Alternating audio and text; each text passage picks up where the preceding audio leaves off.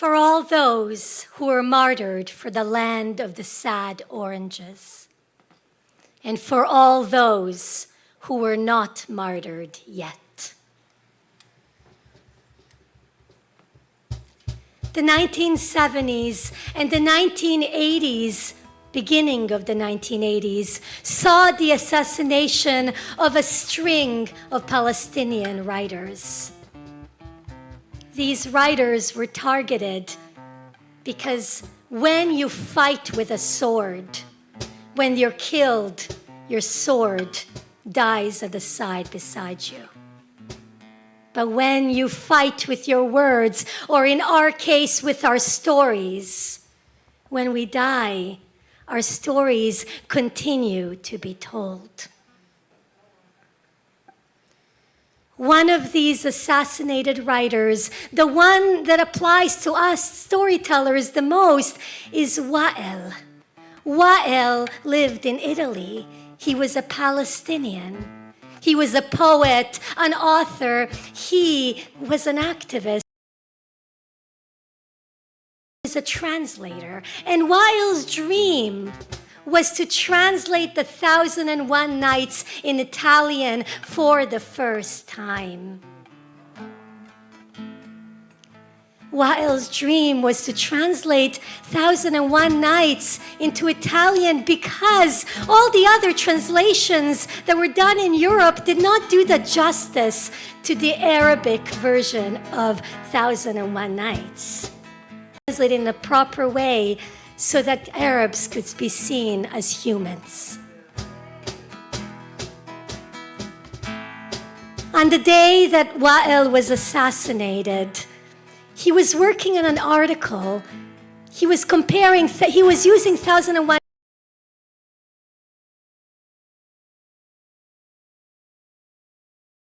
and the Arab experience in the Middle East. That morning, he was not feeling well. He went to the doctor to pick up his x-rays. The doctor looked at him and said, "Your health is so good that you will live at least 100 years. He laughed because he knew that he was being followed by Mossad. That day, he was reading 1001. Girlfriend saw him chuckling. And she asked him, "Why are you laughing? You've read this book over 1,000 times. You know this book off by heart. How could you still find it funny?" And he said, "I will always find these stories funny because this is my culture." Then he closed the book and he said, "I have finished 1001 Nights. And now I know what I'm going to write about in my article. By reading these stories, it is now evident to me that through the history of the Jews and throughout the history of the Arabs, there has never been antipathy between the two." And he rose up, so excited to write this article that will bring peace. He took 2 buses home. And when he arrived at his building, that article never had a chance to be written. He was met by 13 bullets. 12 of those bullets hit Wael's body, killing Wael on the spot. The last bullet killed Wael's dream. The last bullet hit the side of the book 1001 Nights in Arabic. Since then, 1001 Nights, still to this day, has not been translated in Italian. He was the first Palestinian author to be assassinated in Europe, and after that, there were many. And I speak of him because he was assassinated in Rome, and this story is personal to me because my father's cousin, his first cousin, was an assassinated writer, also who was assassinated in Rome. He was attending a writers' convention when they planted a bomb in his hotel room under his bed. My father remembers the last time that he saw his cousin, Majid Abusarar. His cousin said to me, out of all the formal education that I received, out of all the creative writing workshops that I have taken, I learned the most about both writing and stories through listening to traditional Palestinian stories told to him by his father. Majid's father was born in a village, in my village, Dura. He was from a storytelling family and grew up listening to the women telling story after story. And though later he moved to the city and even became an accomplished judge, he never forgot his roots. Every day after work, no matter how tired he was, he would go home and he would tell traditional Palestinian stories to his son because he did not want those stories to be forgotten. And it is those stories, the simplicity of them, that influenced Majid's writing, that influenced Ghassan Kanafani's writing, that influenced Wail's writing, and all the other assassinated writers who were mostly communists and wrote for the people. They were the only voice for the voiceless, and so they were silenced. And the simplicity of those stories and them reflecting like folktales, like wonder tales, the one that is closest to that, in my opinion, is my favorite story by Ghassan Kanafani, whose book I bought 20 years ago in Aita's bookstore. And Ghassan Kanafani's The Slope. I'll let you know a little bit about Ghassan Kanafani because he is spectacular. He left Palestine in 1948, exactly 74 years ago. Today marks the anniversary of the Palestinian occupation. Thank you to all those who went to the protest today. And Ghassan Kanafani was a refugee, and his family walked to Lebanon, to Beirut, and they became refugees. He grew up in a refugee camp in horrific conditions, but Ghassan Kanafani grew up to be one of Palestine's most loved and influential writers. He had no hope, and yet he grew up to be that. The day before Ghassan Kanafani was assassinated, he was with his favorite niece, Lamis. Every year, he wrote a story for his niece for her birthday. And she looked at him and she begged her uncle to get out of the revolution because he would be killed. She pleaded with him, your stories are so beautiful. All you need is your stories. Just write. Just get out of the revolution. No. If I was to get out of the revolution, I would have no stories to write. If I was to get out of the revolution, even you, my niece, would not respect me. The next day, he got in his car, and there was a bomb placed in his car by Mossad. People screamed and called his name. Ghassan, Ghassan! They ran towards those explosions, forgetting that there was somebody else in the car with him. When they arrived, they found Ghassan Kanafani assassinated at age 36. And with him, his 17-year-old niece, Lamis Kanafani. He was assassinated with his favorite child. In these days, death is present in every action that we take, in halting and in moving.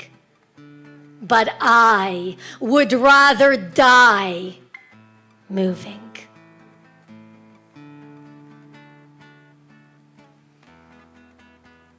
Mohsen walked with hesitant steps along the corridor leading to his classroom. This would be his first day in the world of teaching, and he didn't think he was ready to go in just yet. He had spent the previous night tossing and turning, unable to sleep, thinking about one thing and one thing only: how difficult it is to stand in front of people and speak. And for what? To teach? You, who spend your miserable existence not learning anything from anybody at all, and now you think you have something to teach someone? You, who spent your entire life thinking school is the last place anybody learned anything about life, and now you're going to teach. He put his hand upon the doorknob and he walked in. He sat down in the principal's office and he listened to the other teachers speaking about much of the same thing, only from a different perspective. How are we going to teach the children when the children have no books? The principal's reply was short and disdainful. A qualified teacher knows how to conduct his class even without books. And if you don't think you can do it, ask one of the students to teach your class for you. Mohsen thought to himself, he's teaching us a lesson in obedience and compliance right off the start. He has had our paycheck for 1 week. And now he thinks he can have our souls as well. He gulped down his tea and he stood up. The corridor was filled with clamor and noise from the children. Mohsen, with his heavy steps, thought that he's now entering an eddying whirlwind of an existence filled with more noise and more nonsense. He put his hand on the doorknob and he walked inside. "I have a story for you, teacher," cried a small voice from the back of his class. And before he even had a chance to call him up, the boy was standing in front of the classroom addressing his comrades. He was wearing black shorts much too large for him, and a shirt made out of old patched-up materials like the kind the women wear. And his black, thick hair covered his eyebrows as he spoke. "My father was a good man. He had gray hair and only one eye. He lost the other one, poked it out himself while fixing the shoe of a very heavy man. He took a large needle and he poked inside of the shoe and he pushed, but the needle would not go through. The leather was too tough. He pushed again and again, but no luck at all. Well, then he took his chest and he pushed his chest towards the sole of the shoe, and the needle went through one end and out the other, and right inside of my father's eye. My father was a good man. He didn't have a very long beard, but then again, it wasn't short either. He worked hard, and he was good at what he did. But my father did not have his own shop, nor did he have men working for him. Why, his shop was just a small box made out of cardboard and metal sheets and wood. Oh, it was so small that my father could hardly fit in it. All that could fit in there was himself and a few nails and the shoes and an anvil. Anything more, and it could not even fit a fly. When people came to get their shoes fixed by my father, they would stand outside of the shop while my father stood inside of the shop. My father's shop was on the bottom of the hill. And on the top of the hill was the palace of the rich man. Anybody who stood on the balcony of the palace of the rich man could not see my father's shop because he was surrounded by wild plants. And so my father did not have to worry about the rich man finding out about his shop and forcing him to close it down.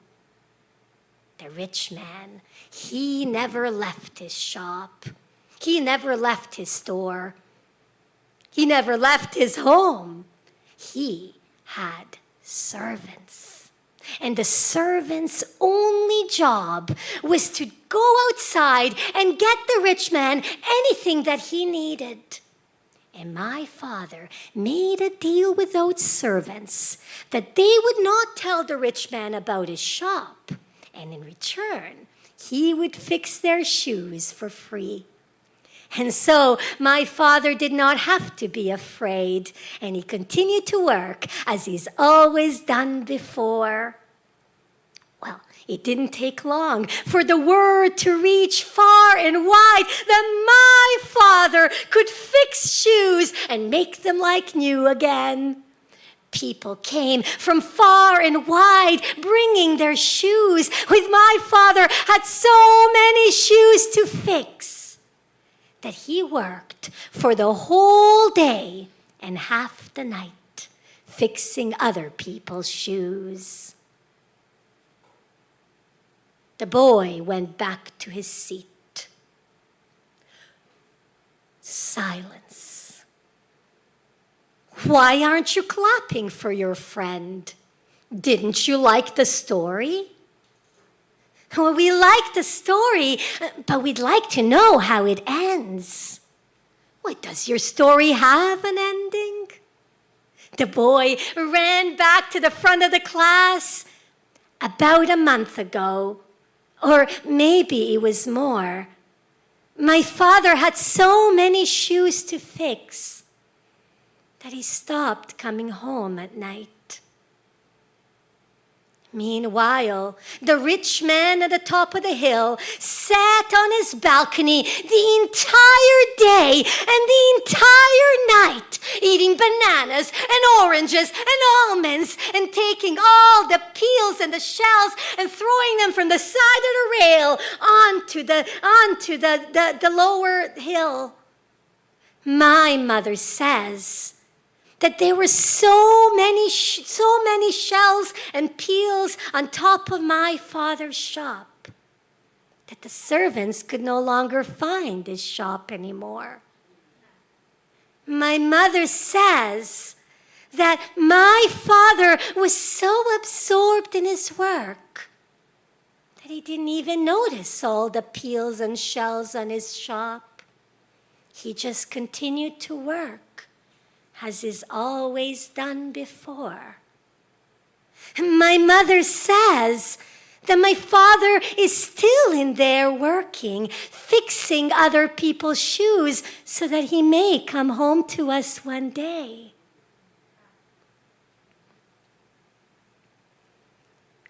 But do you want to know what I think? Well, do you? I think that my father died in there. The boy went back to his seat. 40 staring pupils, glitter in their eyes. But Mohsen gently took the boy by his hand, and he led him towards the principal's office. And while they were walking there, he asked the boy, "Do you really think that your father is dead?" "My father's not dead. Why, I was just saying that so the story would end. Otherwise, the story would just go on and on and on and on and on. Soon, spring is going to come. come, and the sun is going to shine upon my father's shop and dry up all the peels and all the shells off of his shop, and my father will shake that shop and shake all the peels off of it, and he will come home to us again. They arrived at the principal's office. I have a genius in my class. Ask him to tell you the story of his father. Tell me the story of your father. My father was a good man. He had his own small shop, and it didn't take long for the rich man on the top of that hill to hear about my father's shop, and that he could take other people's shoes and make them like new again. The king sent his servants, the rich man sent his servants down to my father's shop to get all of his shoes fixed. The servants walked down that hill for 2 days and 2 nights until there were so many shoes on my father's shop that my father smothered in those shoes. The boy is crazy. We must send him to another school. The boy is crazy. Mohsen stepped up right next to the boy. Why, the boy is not crazy. I myself used to take my shoes for the boy's father to fix. The last time I was there, they told me he was dead. How did he die? He was fixing the shoe. He was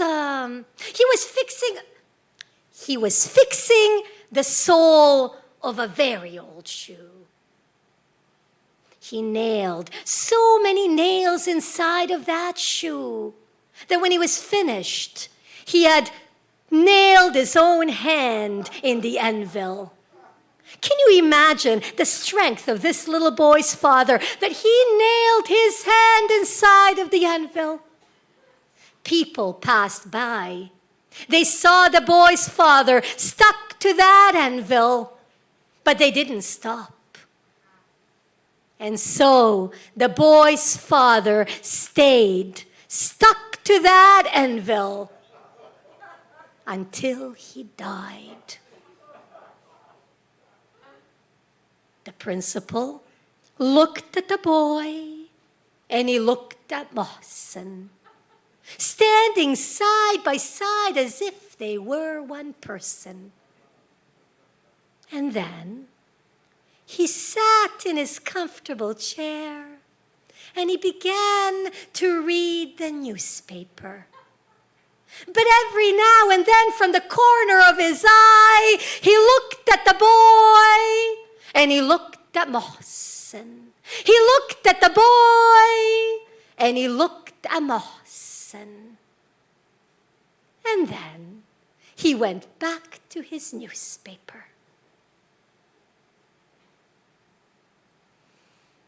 There are so many things I didn't tell you, and so many things you did not tell me.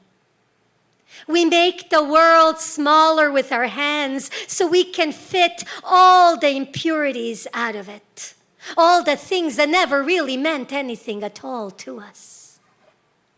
We make the world smaller so that we can fill it with happiness.